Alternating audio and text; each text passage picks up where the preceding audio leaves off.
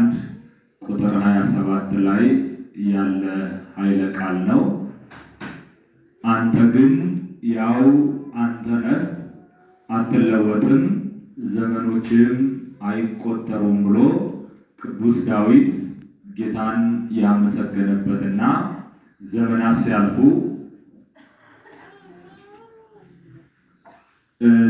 ሲያልፉ ዘመናት ሲፈራረቁ እግዚአብሔር ግን ያው እግዚአብሔር ሆኖ የሚኖር መሆኑን የገለጸበትና ያስረዳበት ታላቅ ኃይለ ቃል ነው። አቲገሩ ሰኑማ አቲሱማ በሮኒ ኬቲስ ሂለካ አመኒ ሂንዱማኒስ ሂንደርበኒስ ጀቹዳን ቁልቁሉ ዳዊት ዋቀዮ ከንቲን ገለቴፈቴና ፋርሳ ዳዊት dhibba tokko lakkoofsa 27 gubbaarra jecha jirudha. Baroonni ammuma jijjiiraman Waaqayyoon garuu kan hin jijjiiramne baruma baraan kan jiraatu jireenya isaatiif barri isaa ammana jedhamee kan hin beekamne bara isaatiif lakkoofsa kan hin qabne si qofaa jechuudhaan Waaqayyo kan ittiin galateeffatedha. Barri lakkaa'ama, barri kan lakkaa'amu ummamtootaaf malee uumaadhaaf miti. ዘመናት ይቆጠራሉ። ዘመናት ሲቆጠሩ ለፍጡራን እንጂ ለፈጣሪ አይደለም። ለፈጣሪ መነሻው በዚህ ዘመን ነው ተብሎ የተነሳበት ጊዜ በዚህ ጊዜ ነበረ፣ በዚህኛው ዘመን ግን የለም ተብሎ የሚቆጠርለት ጊዜ የለም። ለፍጡራን ግን ዓለም ከተፈጠረ ዘመን ከተቆጠረ ተብሎ የሚቆጠረው ለእግዚአብሔር ሳይሆን ለፍጡራን ነው ማለት ለተፈጠረው ፍጥረት በአጠቃላይ ሰው ከተወለደበት ጊዜ ጀምሮ እስከሚሞትበት ጊዜ ድረስ እድሜው ይናክል ሆኗል ተብሎ ይቆጠርለታል። ለእግዚአብሔር ግን በዚህ ጊዜ ነበረ፣ በዚህ ጊዜ የለም፣ በዚህ ጊዜ አይኖርም ተብሎ ስለማይነገር መነሻው አይታወቅም፣ መድረሻም የለውምና አንተ ግን ያው አንተ ነህ፣ ዘመኖችህም አይቆጠሩም ካለ በኋላ ደቂቀ አግብርቲከ ይነብርዋ የወዳጆች የባሮች ልጆች የቅዱሳን ልጆች ምእመናን አንተ በፈጠርካት ዘመን ይኖሩባታል ብሎ ቅዱስ ዳዊት ተናገረ ማለት ነው። ከላይ ስናየው ወኢተሰደኒ በመንፈቃ ዓመቴ በዘመኖች መካከል አትውሰደኝ ወግብረ ዳዊከ ማንቶ አታቅደም ከሳሮታ ለምድር አንተ አስቀድመ ምድርን ፈጠርካት፣ ሰማያትም የእጆች ስራዎች ናቸው። ወግብረ ዳዊከ ማንቶ ሰማያት እማንቱሰ ይታጎላ ወአንተሰ ትሄሉ፣ እነርሱ ይጠፋሉ አንተ ግን ለዘላለም ትኖራለህ። ኢሳን ይደርጉ አትገሩ በረበራን ኒጅራታ ዋቀዩን በረበራን ከንጅራቱዳ ኡመምቶን ይገሩ ከንደርበን ይዳጁ ፍጡራን ያልፋሉ፣ እግዚአብሔር ግን ለዘላለም ይኖራል እና እንደ ቤተ ክርስቲያናችን ስርዓት መስከረም 1 ቀን በ2018 የሚውሉት በዓላት የሚታወጁበት ነው። ምዕመናን 1 ቀን የታወጀውን የቤተ ክርስቲያን አዋጅ ይዘው ዓመቱን በሙሉ በዓላትን ሲያከብሩ የሚከርሙበት ከእግዚአብሔር ጋር የሚገናኙበት ዘመን እንዲሆን እንደ ቤተ ክርስቲያን ስርዓት ያው አዋጅ ይታወጃል ማለት ነው። መስከረም 1 ቀን አብይ ጾም በዚህ ቀን ይውላል፣ ጾመ ነነዌ በዚህ ቀን ይውላል፣ ፋሲካ በዚህ ቀን ነው፣ ሌሎችንም በዓላት ጨምሮ ማለት ነው። ከዛሬ ጀምሮ ያሉት በዓላት በአጠቃላይ በዛሬ የሚነገሩ ናቸው። በሙሉ ግን ዓመቱ ውስጥ ያሉትን በዓላት የምንናገራቸው አይደለም። አበይቱን ማለት ታላላቅ በዓላት እንናገራለን። ሌላው ግን እናንተ በመቁጠር የምትደርሱባቸው ይሆናል ማለት ነውና ከዚህ ዕለት ከዚህ ዓመት ያደረሰን አምላካችን እግዚአብሔር ክብርና ምስጋና ይግባው። ዛሬም ማየት ናፍቀው ሳያዩ የቀሩ ዘመኑን ሳይሻገሩ ካለፈው ዘመን ጋር ያለፉ ብዙ ሰዎች ናቸው። ትናንትና 2017ን አሰናብተን ዛሬ 2018ን ጀምረን የው ሰዓታትን አስቆጥረናልና እንደዚሁ 2018ን ደግሞ ሸኝተን 2019ን እንድንቀበል አምላካችን እግዚአብሔር ይርዳን። በአብ ስም አምነን አብን ወላዲ ብለን፣ በወልድ ስም አምነን ወልድን ተወላዲ ብለን፣ በመንፈስ ቅዱስ ስም አምነን መንፈስ ቅዱስን ሰራጺ ብለን ምንም ለአጠይቀው አካላት በባህሪ በሕልውና በአገዛዝ በስልጣን በመለኮት አንድ አምላክ ብለን አምነን በባህሪ በሕልውና በአገዛዝ በስልጣን በመለኮት አንድ አምላክ ብለን አምነን ረድኤተ እግዚአብሔርን አጋዥ አድርገን የእስክንድርያው ሊቀ ጳጳሳት ቅዱስ ዲሜጥሮስ የደረሰውን ባሕረ ሐሳብን እንናገራለን። ረድኤተ እግዚአብሔርን አጋዥ አድርገን አለ እንኳን መንፈሳዊ ስራ ስጋዊ ስራ ቅሉ ያለ እግዚአብሔር ፈቃድ አይፈጸምምና ሁላኬ ፍርፋዴ ተይገብራ ብእሲ ይትትፌጸም ዘእንበለ ሌሊተ እግዚአብሔር በከመ ቃሉ ለእግዚእነ እስመ ዘእንበሌ እሰ አልቦ ዘትክሉ ገቢረ ወኢምንተኒ እንዲል።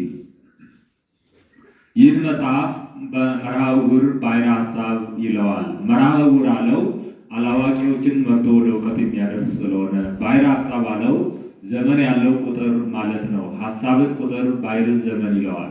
ሐሳብን ቁጥር ሲለው ይትታሰብዎሙ ወርቆሙ ወብሮሙ ብፁዓን እለ ተሐድገ ሎሙ ኃጢአቶሙ ወእለ ያሰበ ሎሙ ኩሎ ጌጋዮሙ ይላል። ባሕርን ዘመን ሲለው በመዳለው ደለወ ዓለመ ወበመስፈርተ ትሰፈራ ለባሕር መኑ ዘአእመረ ስፍሐ ሰማይ ወእመቀቀ ላይ ይላል። ባሕር አለው ይህ ባሕር እስኪለምዱት ያስፈራል። ከለመዱት በኋላ ግን በልብ ተኝቶ ሲዋኝ ይዋላል። ከመሰረት ወርዶ አሸዋው ይዞ ይወጣል። ይህን መጽሐፍ እስኪለምዱት ያስፈራል። ከለመዱት በኋላ ግን ብዙ ምስጢር አሳውቆ ያመራምራል።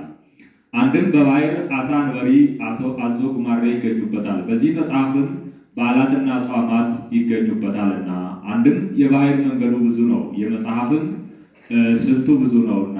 አንድም በባሕር ያለውን እግዚአብሔር እንጂ ሰው አያውቀውም። በዘመንም የሚደረገውን እግዚአብሔር እንጂ ሰው አያውቀውምና። ኢኮነ ለክሙ ታእምሩ ዘመነ ወአዝማነ ዘሰርዖን እግዚአብሔር በምኩናኑ እንዲል። ይህ ዲሜጥሮስ ጌታ ባረገ በ180 ዘመን የእስክንድርያ 11ኛ ሊቀ ጳጳስ ሆኖ ተሹሟል። ትውልዱ ነገዱ ከአዝማደ እስክንድርያ ወገን ነው። ዲሜጥሮስ ማለት መስታወት ማለት ነው። መስታወት ከዓይን ያለውን እድፍ ከጥርስ ያለውን ከዓይን ያለውን ጉድፍ ከጥርስ ያለውን እድፍ ለይቶ እንዲያሳይ እሱም አጽዋማትንና በዓላትን ለይቶ ያሳያልና። አንድም መጽሔት ማለት ነው። መጽሔት የራቀውን አቅርቦ የቀረበውን አጉልቶ እንዲያሳይ እሱም የራቁ የተበተኑ አጽዋማትን ሰብስቦ ያሳያልና። አንድም ፀሐይ ማለት ነው። ፀሐይ ብሩህ ነው። እሱም በትምህርቱ ልበ ምእመናንን ብሩህ ያደርጋልና። አንድም ጸጋውን መናገር ነው። ጥንተ ነገሩስ እንደምን ነው ቢሉ የአባቱ ወንድም የአጎቱ ልጅ ልዕልተ ወይን የምትባል አንዲት ሴት ልጅ ነበረች። የድሜጥሮስ አባት አርማስቆስ፣ የልዕልተ ወይን አባት ደማስቆስ ይባላሉ። አባቷ ሲሞት ለአባቱ ልጅን ከልጅ አትለይብኝ ብሎ አደራ ሰጥቶት ነበርና አብረው በአንድ አደጉ። አካለ መጠን ባደረሱ ጊዜ ዘመናቸው ምዕመናን ያነሱበት አሕዛብ የበዙበት ዘመን ነበርና ዘመዶቻቸው እኒህ ልጆች አካለ መጠን አደረሱ። ከአሕዛብ እንዳናጋባቸው ይትደመሩ ምስለ አላውያን ወአረማውያን፣ ከአረማውያን ከአሕዛብ ጋር አንድ አትሆኑ አትጋቡ ይላል። ከሃይማኖት ይወጣሉ፣ ከምግባር ይናወጣሉ። ሕገ ሃይማኖት ከሚፈርስ ሕገ ሥጋ ይፍረስ፣ እርስ በርሳቸው እናጋባቸው ብለው ዲሜጥሮስን ከአጎቱ ልጅ ከልዕልተ ወይን ጋር ሊያጋቡት መክረው ሰርግ አደረጉላቸው። ሥርዓተ ከብካቡ ሲፈጸም ልማደ መራዊ ወመራት ያድርሱ ብለው ከጫጉላ ቤት አስገብተው መጋረጃ ጥለውባቸው ሄደዋል። እሷን አስቀድሞ መንፈስ ቅዱስ ያነሳሳታል። ዲሜጥሮስ የአንተ ወንድምነት ለእኔ የኔ እህትነት ለአንተ አነሰና ይህን የባዕድ ሥራ እንስራው ብለህ ነው አለችው። እህቴ የዘመዶችን ፈቃድ ልፈጽም ብዬ ነው እንጂ እኔስ ፈቃዴም አይደለም። ፈቃድሽ ካልሆነ ለምን አንተወውም አላት። እሺ እንተወው አለችው። እንኪያስ የተለያየን እንደሆነ ዘመዶቻችን አውቀው አንቺን ለይተው ለአንዱ አረማዊ እኔንም ለይተው ለአንዲት አረማዊት እንዳያጋቡን በአንድ አልጋ እየተኛን አንድ ልብስ እየለበስ መስለን እንኑር አላት። በአንድ አልጋ እየተኙ አንድ ልብስ እየለበሱ 48 ዘመን በግብር ሳይተዋወቁ ኖረዋል። መልአኩ ሌሊት ጸጋውን ክንፉን አልብሷቸው እያደረ ጠዋት ሲነጋ በመስኮት ወጥቶ ሲሄድ ይታያቸው ነበር። ስለምን ቢሉ በቅተዋልና በንጽሕናው ይግፉበት ብሎ ነው። በዘመናቸው ሊቀ ጳጳሱ ሉኪያኖስ ንጉሡ ኦልያኖስ ይባላል። በሀገራቸው ልማድ ሊቀ ጳጳሱ ሲያረጅ ከሱ ቀጥሎ የሚሾመውን ሰው መርጦ ሾሞላቸው ይሞት ነበር። በዚያ ልማድ እኔ አርጅቻለሁና ከኔ ቀጥሎ የሚሾመውን ሰው መርጣቸው አምጡ ልሹምላቸው አላቸው። አባታችን አንተ መርጠህ ሹምልን እንጂ እኛ ምን እናውቃለን አሉት። እንኪያስ እናንተም ቀኖና ግቡ፣ እኔም ቀኖና ገባለሁ፣ ወደ እግዚአብሔር እናመልክት ብሎ ቀን ቀጥሮ ሰዓት ሰፍሮ ሰደዳቸው። በቀጠራቸው ቀን መጡ። ወዲያው መልአኩ መጥቶ ዲሜጥሮስ የሚባል ሰው 3 የወይን ዘለላ ያለ ጊዜዋ ለምልማ አብባ አፍርታ አግኝቶ ይዞ ከአንተ ዘንድ ዲሜጥሮስ የሚባል ሰው ይዞ ከአንተ ዘንድ ቡራኬ ሊቀበል ይመጣል። ከአንተ ቀጥሎ የሚሾመው እሱ ነው፣ እሱን ሾምላቸው ብሎታል። እነሱም በቀጠራቸው ቀን መጡ። እንዴት ሆናችሁ መጣችሁ? አገኛቸው አላቸው። አባታችን እኛስ አላገኘንም አሉት። እኔስ አግኝቻለሁ። ዲሜጥሮስ የሚባል ሰው 3 የወይን ዘለላ ያለ ጊዜዋ ለምልማ አበባ አፍርታ አግኝቶ ይዞ ከኔ ዘንድ ቡራኬ ሊቀበል ይመጣል። ከኔ ቀጥሎ የሚሾመው እሱ ነው፣ እሱን ሾሙት። አይሆንም ይላቸዋል። ግድ ብላችሁ ሾሙት አላቸው። ይህ ዲሜጥሮስ እርፍ አድርቆ ድቆ ታጥቆ ወይን አጽድቆ የሚኖር ገበሬ ነበር። ከዕለታት በአንድ ቀን ተክል ለመጎብኘት ከተክል ቦታ ገብቶ ሳለ 3 የወይን ዘለላ ያለ ጊዜዋ ለምልማ አበባ አፍርታ አግኝቶ ወስዶ ለሚስቱ ሰጣት። እሷም ይህንስ እኛ ልንመገበው አይገባንም፣ ከሊቀ ጳጳሱ ወስደ ቡራኬ ተቀበልበት አለችው። እሱም በንጹሕ ዕቃ አድርጎ ከሊቀ ጳጳሱ ዘንድ ሄዶ ንገሩልኝ አላቸው። ገብተው እንዲህ ያለ ሰው ከደጅህ ቆሟል ብለው ለሊቀ ጳጳሱ ነገሩት። ግባ በሉት አላቸው። ገብቶ ያን ሰጥቶ ቡራኬ ተቀብሎ ሲወጣ ያ ያልኳችሁ ሰው ይሄ ነው ብሎ ነግሯቸው ወዲያው አርፏል። እነሱም ሊቀ ጳጳሱን ቀብረው አገር ያለ ሹም ወንበር ያለ መምህር አያድርምና አባታችን ተሾምልን አሉት።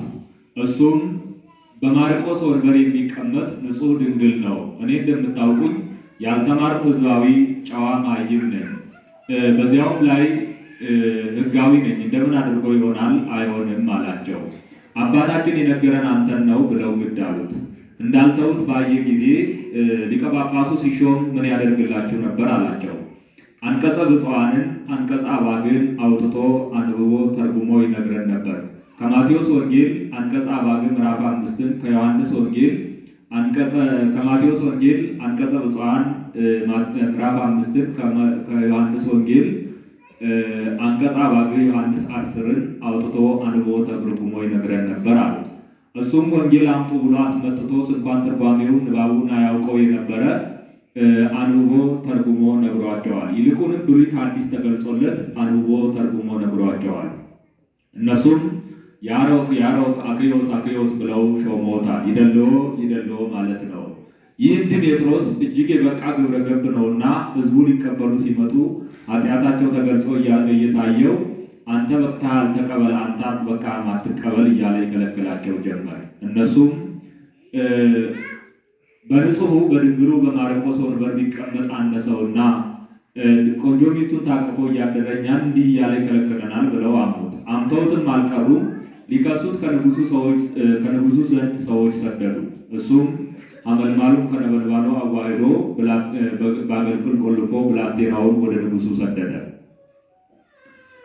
የእነሱ ሰዎች 3 ቀን የተጓዙትን ጎዳና የእሱ ብላቴና በአንድ ቀን ደርሶ ለንጉሱ ንገሩልኝ አላቸው። ገብተው ነገሩለት። ግባ በሉት አላቸው። ገባ። ከወዴት መጥተህ ነው አለው። የእስክንድርያው ሊቀ ጳጳሳት ቅዱስ ዲሜጥሮስ ልኮኝ ነው ብሎ መሶበ ወርቁን አገልግሉን ከፍቶ ቢያሳየው ሐመልማሉ ከነበልባሉ ተዋህዶ ሐመልማሉ ነበልባሉን ሳያጠፋው ነበልባሉ ሐመልማሉን ሳያቃጥለው አየ። እንዲህ የበቃ ነው ብሎ አድንቆ ንጉሱን መንኖ ሄዷል። ወዲያው መልአኩ መጥቶ ዲሜጥሮስ ይትፍቅድ አድኅኖ ርእስከ አላክስት ለሕዝብከ ዛሎ ማእከሌከ ወማእከለ ብእሲትከ፣ ሕዝቡ በሐሜት እየተጎዱብህ ነውና ክብርህን ግለጽላቸው አለው። እሱም ዘይተረክበ እንዘይነስ ሀደ ዕፀ ይትበርበር ቤቱ ወይትኮነን ነፍሱ፣ አንዳንድ እንጨት ይዞ ያልመጣ ቤቱ ይዘረፍ ሰውነቱ ይገረፍ ብሎ አዋጅ ነገረ። ያንን ሰብስቦ አቃጥሎ ቅዳሴ ገባ። ቀድሶ ሲወጣ ልብሰ ተክህኖውን እንደለበሰ ጽናውን ይዞ ሄዶ በእጁ ከፍህሙ ላይ በእጁ እየዘገነ ከጽናው አድርጎ በእሳቱ መካከል 3 ጊዜ እየተመላለሰ አጠነ። ሚስቱ ልዕልተ ወይንን ሴቶች ከሚቆሙበት ቦታ አስጠርቶ ነይ ስፊ አጽፈቂ፣ ነይ ልብስሽን ዘርጊ ብሎ በእጁ ከፍህሙ ፍን እያደረገ በልብሱ አስታቅፎ 3 ጊዜ ዙረሽ ሰግደሽ አፍሽው አላት። 3 ጊዜ ዙራ ሰግዳ ብታፈሰው ልብሷ እንኳን ሊቃጠል ከነጭነቱ አንድም ሳይቀነብር ተገኝተዋል። ሕዝቡም ተሰብስበው አባታችን ይህን ያደረገው ስለምንድን ነው ግለጽልን አሉት። እሱም እኔ በላበት እጠጣበት እከብርበት ብዬ አይደለም፣ እናንተ በሐሜት የምትገዱ ስለሆነ ገለጽኩላችሁ እንጂ። እኔና ሚስቴ በአንድ አልጋ እየተኛን አንድ ልብስ እየለበስ 48 ዘመን ስንኖር በግብረ ሥጋ አንተዋወቅም ብሎ ነገሩን ገለጸላቸው። ሕዝቡም አባታችን አላበጀንም ይቅር በለን ብለው ሄደው ከጫማው ወደቁ። እሱም ይፍታሕ ይሂድ ወያስተስሪ ብሎ አስተስሮላቸዋል። ኑዛዜም ያን ጊዜ ተጀምረዋል። ይህ ዲሜጥሮስ አብይ ጾም፣ ጾመ ነነዌ፣ አብይ ጾም፣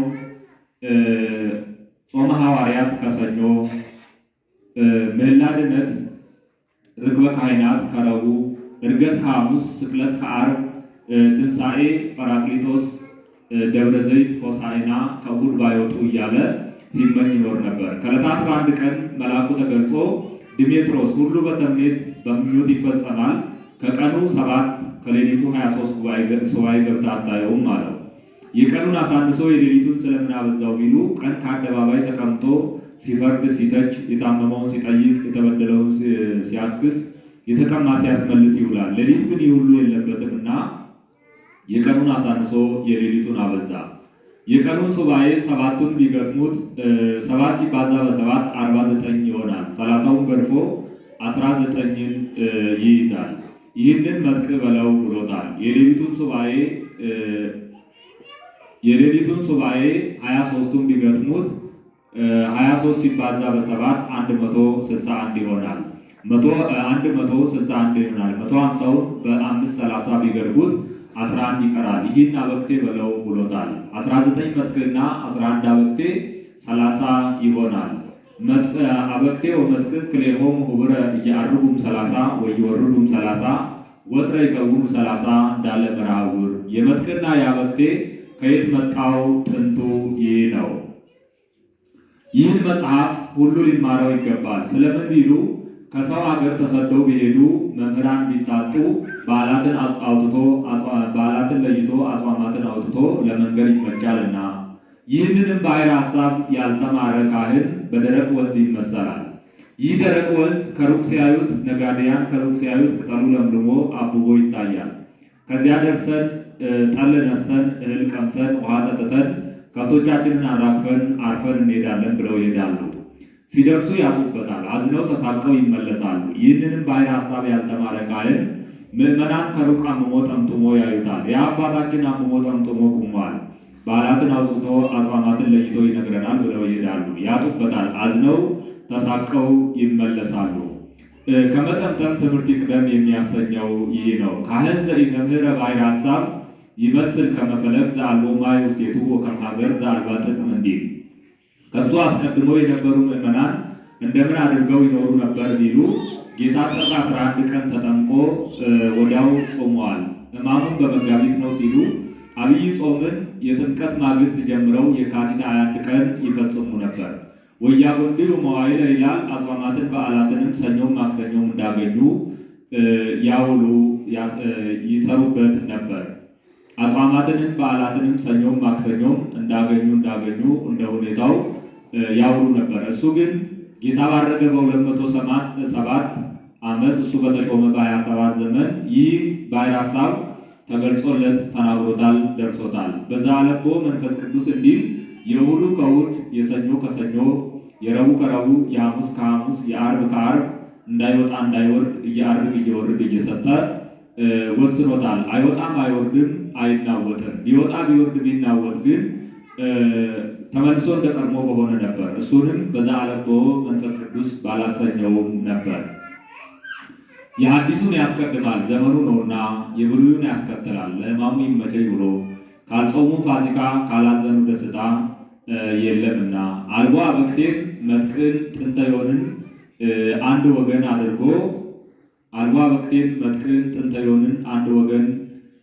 አድርጎ በአብይ ቀመር በማዕከላዊ ቀመር በንዑስ ቀመር ቀምሮ በአውደ ማኅተም አትሞ ለሦስቱ ሊቃነ ጳጳሳት አራተኛ ለኢየሩሳሌሙ ሊቀ ጳጳስ ልኮላቸዋል። እነሱም ይህ ወንድማችን ድንቅ ምስጢር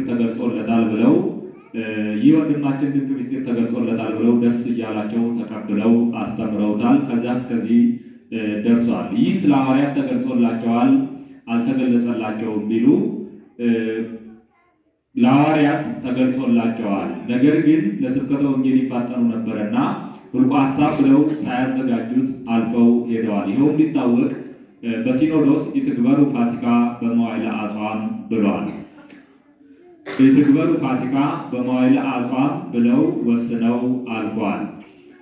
እግዚአብሔር ቅድመ ዓለም አንድነቱ ሶስትነቱን ሳይከፋፍለው፣ አንድነቱ ሶስትነቱን ሳይጠቀልለው፣ ሶስትነቱ አንድነቱን ሳይከፋፍለው እንደ ዛሬ ሁሉ በአንድነት በሶስትነት ሲሰለስ ሲቀደስ ይኖር ነበር።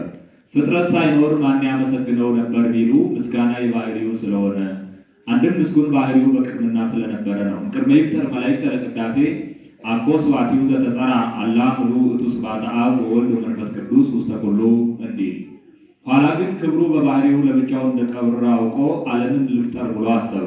አስቦም አልቀረ ሰውና መላእክትን ስሙን ለመቀደስ ክብሩን ለመውረስ ፈጠረ። በእንተዝ ፈጠሮ ለእጓለ እመሕያው ከመ ይትለአኮ በአምሳለ መላእክት እንዲል።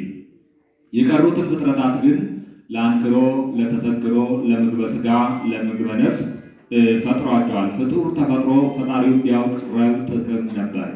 ወኩሉ ዘተፈጥረ ለመፍቅደ ነባብያን ቦ እምኔሆሙ ለምህሮ ወቦ እምኔሆሙ ለተገብሮ እንዘ ኢሐድግ ርእሶ ዘእንበለ ሰማዕት ወለእመ ኮንከ ዘትፈቅር ታዕምር ሰማዕተ አማናዊ ብከ ሰማዕት ወካልእ መምህር ዘይመርሐከ ማፍአ ፍኖተ ጽድቅ ወዘያስተሪ እግዚአብሔርን ፍጥረተ ዓለም ይተአወቅ በፍጥረቱ ለፍጥረቱ እስመ ኬንያ ይተአወቅ በኪኑ ወእሙራን እሙንቱ በተግባሮሙ እንዲል።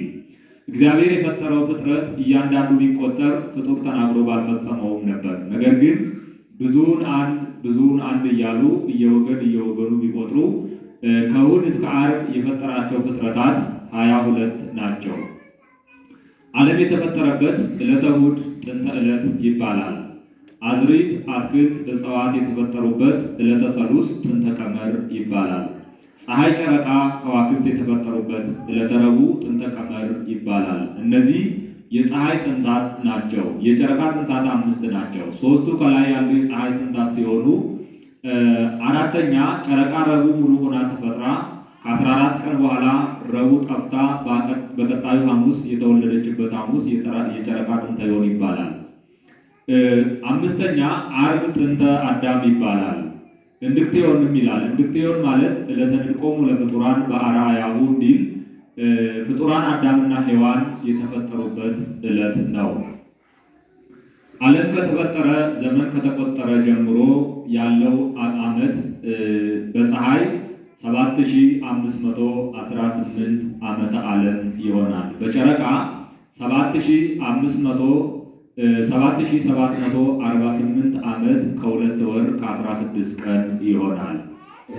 ከክርስቶስ ልደት በፊት የነበረው ዘመን በጨረቃ 5500 ዓመት፣ በፀሐይ 5500 ዓመት፣ በጨረቃ 5668 ዓመት ከ10 ወር ከ9 ቀን ይሆናል። ይህም ዓመተ ፍዳ ዓመተ ኩነኔ ይባላል።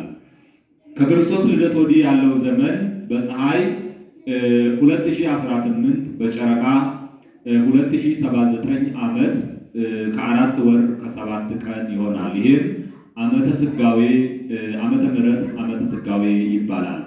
ዓለም ከተፈጠረ ጀምሮ ያለው መላው ዓመተ ዓለም ይባላል። ዓመተ ዓለም ባለው ዓመተ ምሕረት የሚል ይገኛል። ዓመተ ዓለሙን ዓመተ ምሕረት ያለው ስለምን ነው ቢሉ ሰው ኃጢአት ሰርቶ ንስሐ ገብቶ ምግባር ትሩፋት ሰርቶ ከእግዚአብሔር የታረቀ እንደሆነ ይቅርታ ምሕረት የሚደረግለት ስለሆነ በዕለት ኅሪት ሰማዕኩከ ወበዕለተ መድኃኒት ረዳኢኩከ ናሁ ዮም ዕለት ኅሪት ወናሁ ዮም ዕለተ አድኅኖት እንዲል።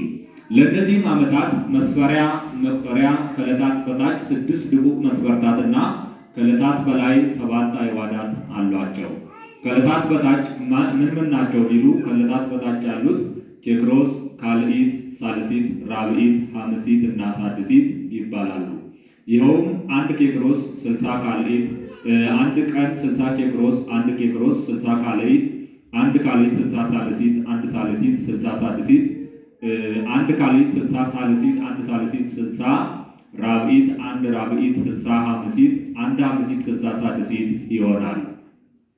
ከዕለታት በላይ ያሉት አዕዋዳት አውደ ዕለት፣ አውደ ወር፣ አውደ ዓመት፣ አውደ አበክቴ፣ አውደ ፀሐይ፣ አውደ ቀመርና አውደ ማኅተም ናቸው። አውደ ዕለት ከእሑድ እስከ ቅዳሜ ያሉ 7ቱ ዕለታት ናቸው። እነዚህም አውራህን ለማስገኘት በዚህ ሲመላለሱ ይኖራሉ።